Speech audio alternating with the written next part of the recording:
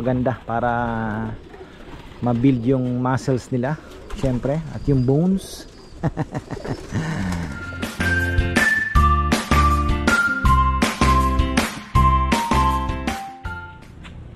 Ayan ang mga farmers ng magandang buhay.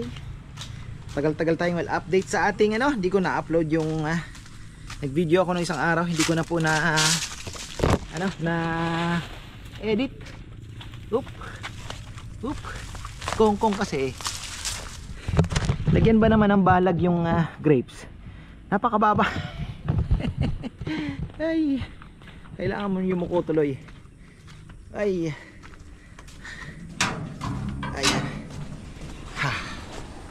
Kamahuhulog. Uy, mustuhin natin. Ayan, may itlog na po yung ating mga finishers from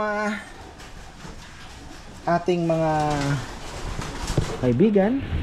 Kinakabahan na ako lagi dito niya dinadala So since natakpan na po yun, wala na po tayong casualty. So mostly at na-admit na na-solve na natin yung problema. Dito nga dumadaan yung pusa. Sayang, dami pong nawala. Red bar pa naman mga farmer. 2 red bar, 1 itim. Tapos yung mga galing po doon sa special nating section doon sa dulo. 3 ang nadali. Mga magagandang ibon natin doon. So anyway, ganun talaga. So malapit na po tayo magparonda. At merong isang ibon na andyan, na ayaw pumasok. Parang kamukha ni White Flight. Malay natin si White Flight, pero dapat pumasok na po si White Flight yun. Alam niya naman ang kamukha niya lang. Pero malay natin siya yun. Nasaan ba? Ayan, hindi. Right, ano bang sing-sing nito? Alaman natin kung sa atin yan Ay hindi. Wait lang Ay hindi po mga farmer. Hindi nga. I'm not interested.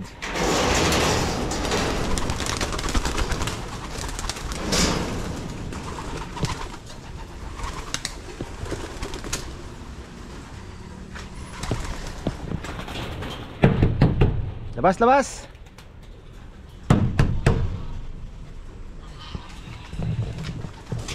Hoy! Anong nasa isip nyo? Anong nasa isip nyo? Shhh!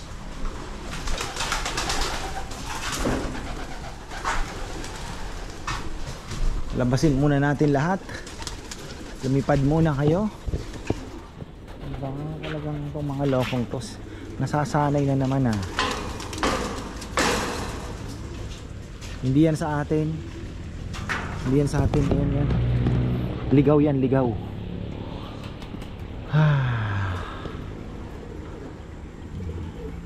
Tingnan mo, hindi siya sumasama sa ronda.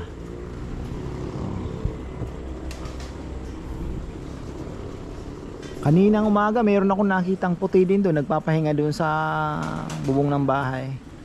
Pero ayun nga, dahil hindi naman sa atin, kasi yung sa atin namang mga ibon hindi po natambay dyan. Alala ko naman si Rizal, mamadali, kuya yung ibon mo maglalason daw si Ate Mary doon sa palayan. Sabi ko, hindi naman bumababa doon yun Hindi kuya bumababa, sabi niya. Hindi ka ako. Nung pagpunta ko dito halos nasa loob na yung ayun bumaba doon sa yung mahina yung ibon. Nandun sa may bahay, mahina na. Kawawa naman. Gusto niyang pumasok para lumakas siya. Wala namang problema. Alang talagang minsan may sakit pang dala. Magandang loob ka na sa kanila. So ayun po mga ka-farmer ang ating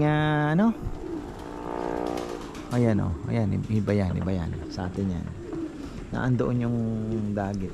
Tapos hindi po ako sumali mga farmer. Baka inaantay ninyo. Last Sunday, abangan po Gumaka, Quezon. Si Rambo nakapag-clock daw 1-1 yung speed.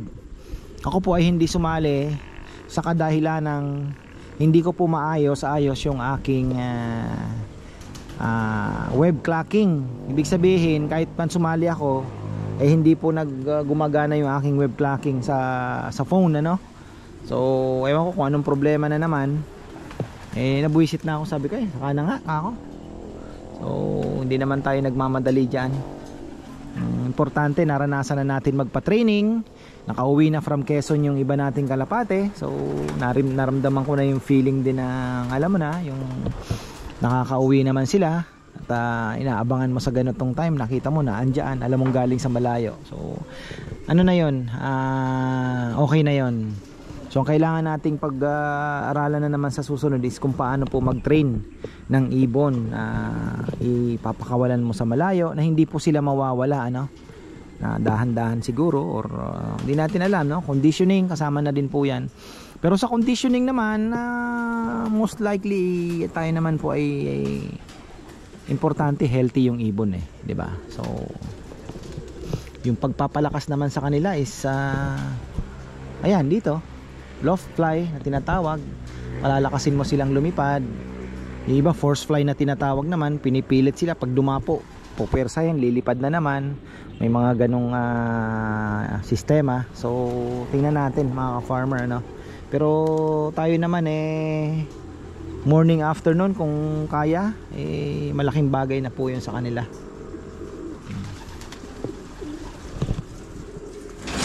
Pakain tayo. Tapos check. Titingnan natin kasi may mga singsing pong darating. Sana makaabot po yung mga itlog na to. Ilan ba tong itlog? Meron tayong sisingsingan dito. Wala, hindi naaabot yung mabibili nating singsing. Sana nga kung meron, ano. Kaya inaalalayan ko din pa to, may maliit pa tayo dito. Dalawang maliit, ayan, no. Kaya pa naman, makakapag-antay pa. Yung natin kay tropa kung malay natin may dumating na, masisingsingan natin to. Ang bagong singsing. So mayroon tayong walang itlog. Kung makakuha tayo ng 6 dyan o 7, masaya na tayo. Much better kung 8. Tapos ipapahinga na po natin tong ating mga breeder.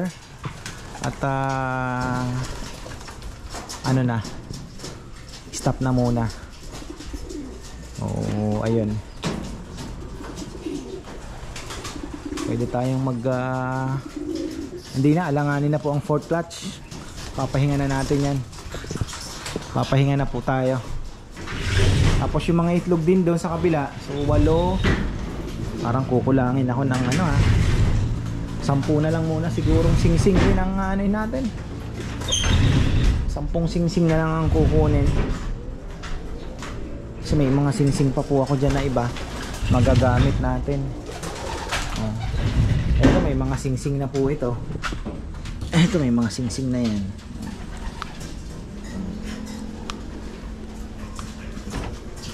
Ito malapit na nating ihiwalay. Itim na naman sila. Eto, isingsing na rin yan.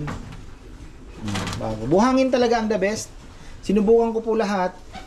Maganda kasi sa buhangin ay nagsisip-sip ng moisture. So maganda. Tapos ito meron din po ito. Ayan. May singsing na rin yan. Buhangin din ang linagay natin.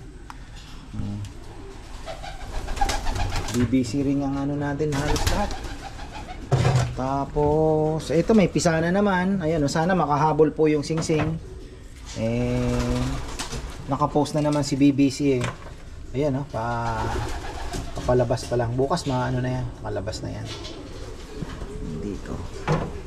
Then ito naglilimlim. Wala yan. Dami po yan mga farmer. Ito, meron na ba to? Wala. Nga. Konti lang to. Gutom na ang ating mga ibon. Hihinayang ako doon sa nawala. Pero ganun pa man, hindi mangyayari yon. Hindi naman talaga natin nakalain na makakapasok ang pusa dito. Secure na tayo. Dagdag ako ng platinum thunderbird. mas ano daw yun, mas maganda para ma-build yung muscles nila syempre, at yung bones. Ay nako, so ayan po, sana naman ay wala nang madisgrasya dito. Nakalusot po tayo sa ano, nalusutan natin yung mga one eye cold na yan, yung mga sakit po nung ano, kasi talagang napalaki po natin silang healthy talaga eh. Ang ganda ng program na ginawa natin. Unang-una yung hinahalo sa pagkain, tapos yung nagka-calci plus po sila. Problema, pusa eh. Pusa mga ka-farmer. Ayun, pwede pa dito oh. Aro, pwede pa sila dito makalusot oh. Patay, nag-aangatan. Aha. Oh, patay tayo dyan, diba? Kailangan maayos din yan. Papaayos natin bukas yan. Tapos mamayang gabi napasok tayo. Yun ang problema. Ano ba ito? Nabasag? Ayusin natin ng konti na, para maging safe. Pasok na muna kayo. Pasok na kayo doon. Pasok na. Pasok na, pasok. Pasok.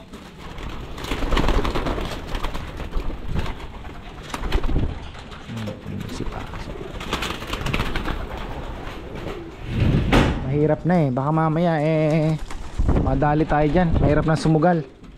Oy, pasok na. Ayaw nyo pang pumasok sa loob.